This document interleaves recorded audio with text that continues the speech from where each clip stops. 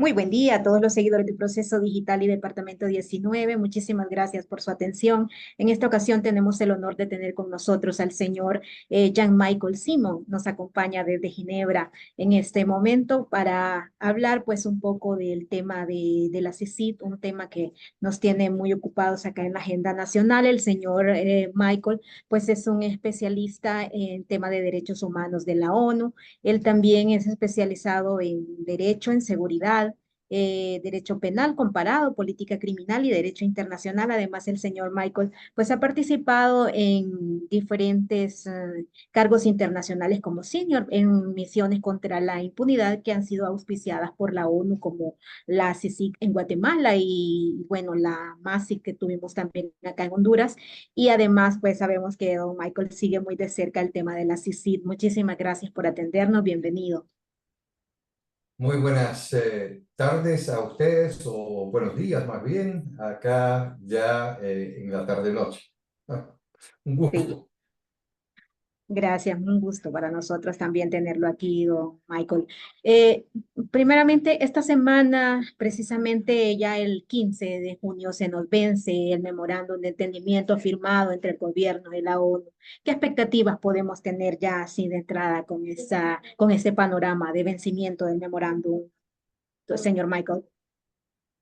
Bueno, según yo he entendido, debo aclarar que yo no tengo ningún rol en este proceso ni de un lado ni del otro lado, sino más bien soy un observador interesado por haber estado en eso ya casi 25 años, que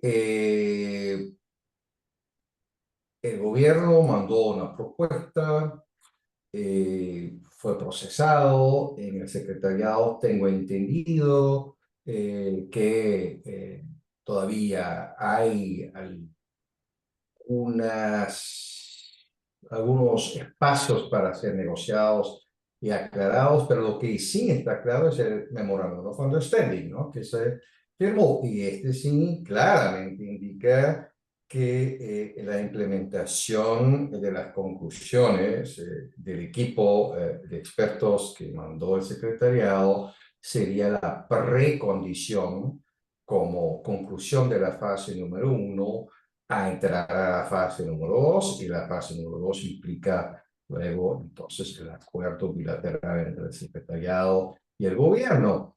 Y sí estoy enterado que esas condiciones todavía no se han dado. Entonces, por un lado, tenemos una negociación de un acuerdo, es decir, no es una negociación, sino más bien es una especie de intercambio de ideas, porque todavía no hay una fase de negociación, de cómo podría estar estructurado el acuerdo, y por el otro lado, pendiente la implementación de las condiciones, que sí son un compromiso firmado tanto por el gobierno como Naciones Unidas. Y conociendo un poco Naciones Unidas, sí hay una buena voluntad de parte del gobierno, y todo indica que al menos hay una voluntad de seguir poder aterrizando quizás algo que está en duda en ese momento en un acuerdo. Creo que habría una posibilidad de extender ese memorándum, ¿no? Y yo creo que es más racional, tomando en cuenta que muchos de esos mecanismos han durado mucho tiempo para aterrizar en algo. Y el caso hondureño con la Maxi fue un poco inusual, al fondo, porque tardó relativamente poco tiempo en eso, y normalmente esos procesos son más largos. Así que creo que hay buenos argumentos para extender el movimiento. ¿Usted diría que sí tenemos avances considerables entonces, señor Michael? Yo creo que sí hay pasos, ¿no? Uno dice como en inglés, en alemán, en español siempre hay el mismo dicho, ¿no? Un paso adelante, dos atrás, a veces dos adelante, uno atrás. Y eso es normal, ese es el camino de las cosas cuando se implementan mecanismos de esta naturaleza y de otra naturaleza también, que tienen en el fondo un objetivo que comparten ambas partes, ¿no? Que es que se mejora la situación en materia de control de corrupción y lo veo también desde la lupa de derechos humanos, la situación que implica la corrupción a gran escala, que es una violación de derechos humanos a larga escala y indica el flujo migratorio de Honduras para otros países que las cosas no están bien socioeconómicamente y uno de los factores principales es la corrupción. Sí, bueno, aquí hay muchas teorías. Se dice que hay falta de voluntad política. El ejecutivo, como decimos popularmente, le tira la pelota al legislativo y viceversa. Y también últimamente hemos escuchado muchos funcionarios y señores diputados que dicen que es culpa de la ONU todo este retraso. ¿Realmente hay un culpable en estos retrasos, señor Michael?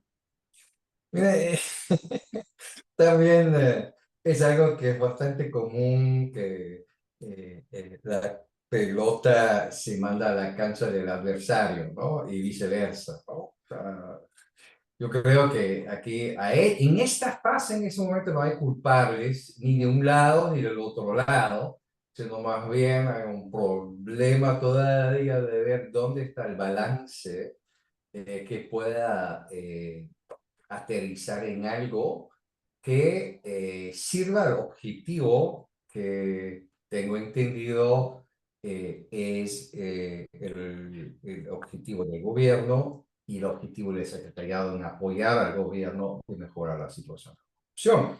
Hay algunas precondiciones, obviamente, y esa una es que se implementen las conclusiones y recomendaciones de la fase 1, y eso sí fue firmado por el gobierno, y luego después se verá en qué aterriza el acuerdo, ¿no? Y hay varios modelos que no se pueden. Sí, con su experiencia, ¿qué no aceptaría la ONU en esta nueva misión, don Michael? Todo, en primer lugar, todo lo que tenga un condicionamiento de su independencia. Y eso tenía varias vertientes, ya lo dije varias veces, y no hay ninguna necesidad de repetirlo acá, ¿no? Pero claro quien conduce esa misión y su personal será seleccionado por Naciones Unidas y quien conduce la misión y nadie más. Segundo, ninguna de esas misiones es financiada por país territorial, sino más bien por la comunidad internacional. Hay varias maneras de hacerlo por medio de un trust fund, por medio de otras posibilidades, pero definitivamente esto generaría un problema si el Estado estaría financiándolo. Para darles una idea, estoy un poco haciéndome cursos en otro campo, pero que no es tanto otro campo, que es yo en este momento tengo la función de alguien que tiene un mandato de Naciones Unidas para un país en la vecindad de Honduras y lo presido incluso. Yo estoy absolutamente prohibido de recibir ni un centavo de una tercera parte. Y eso les da una cierta idea de que tan serio es el tema de la independencia en cuanto también al budget que maneja una misión de Naciones Unidas. Así que esto tampoco sería compatible con el mandato. Yo creo que esos son los dos puntos principales. Sí. ¿Y cuánto tiempo considera usted que podríamos esperar más antes de perder la esperanza? Porque aquí muchos dicen ya, seguramente ya la CICIG no viene a Honduras. Bueno, dado que el pueblo hondureño tiene ya la experiencia con una misión, bueno, hay varias opiniones de cómo fue el desempeño de la misión, pero creo que la gran mayoría al menos ve esta misión que tuvimos en el pasado como un paso adelante. Creo que la, la población sabe cuál es el mínimo que ella puede esperar y exigir de estas negociaciones. Y en eso creo yo que sí hay esperanza, ¿sí? Si no es con este gobierno, quizás con el próximo gobierno también, ¿no? Es decir, no se descarta es decir, que haya otros del escenario político en Honduras que tendrían el interés de firmar un acuerdo de esta naturaleza.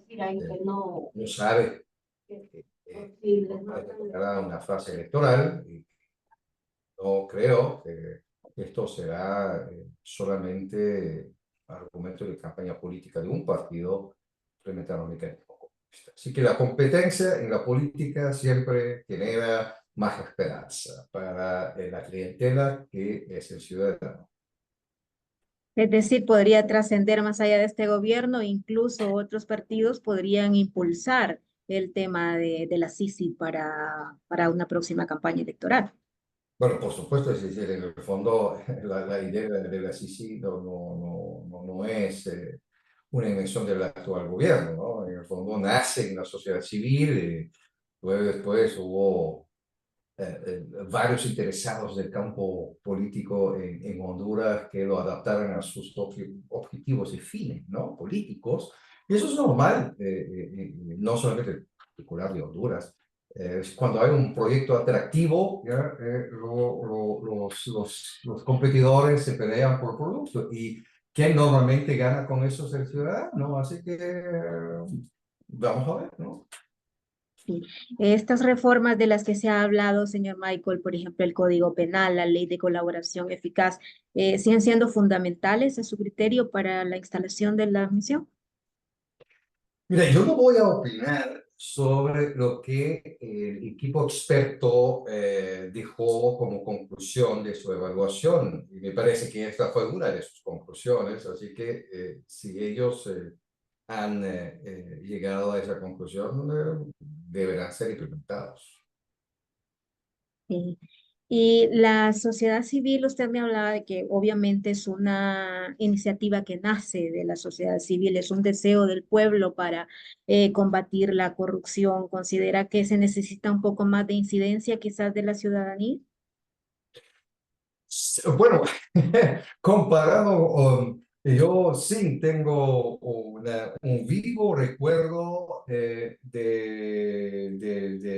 año 2015 y 2016, ¿no? O sea, ahí sí hubo una sociedad civil en las calles bastante viva, incluso en las negociaciones. Yo fui parte del equipo que negoció el gobierno, con el gobierno de acuerdo de la Maxi.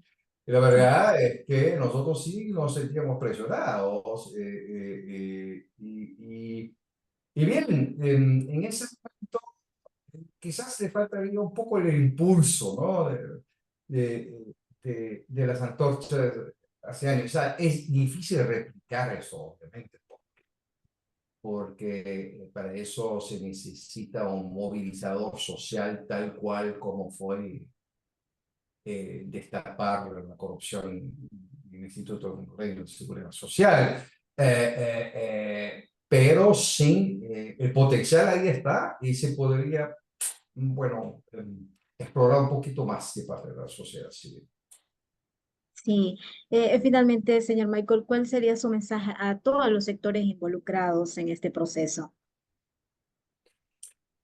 Y se pongan de acuerdo, porque al final del día sigo pensando que el bien común hondureño es común de todos los ciudadanos, de todos que quieran que el país salga adelante. Y al haber tenido una buena experiencia con una visión como esta, creo solo que todos tienen más o menos claro por dónde va el camino y eso es lo que hay que seguir.